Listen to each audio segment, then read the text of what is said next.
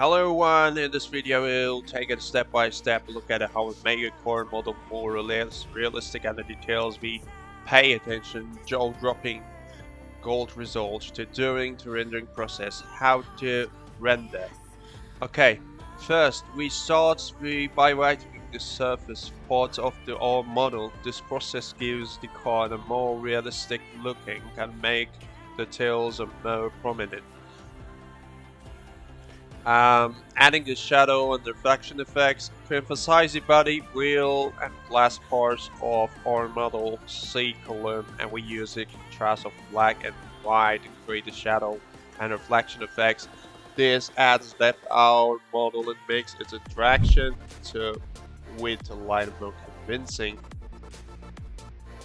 Another say monochrome conversation and fixing for correction the error things on the surface. To better distinguish the model, we convert it to monochromatic, clean up any unwanted debris around it.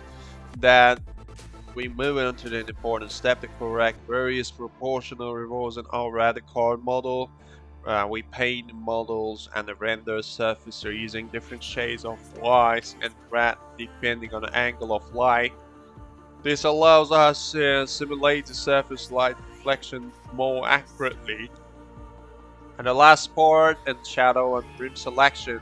To make the model sit properly on the ground, we apply a shadow effect using black and it tones are suitable for red. When doing this, is pouring the reflection on the model help us actually correct the shadow intensity. Finally, we complete all work by choosing a suitable rim and ensuring color harmony. Okay, I hope this video inspires you can print core rendering process and of course the tips you can use in your own work. Thanks for watching.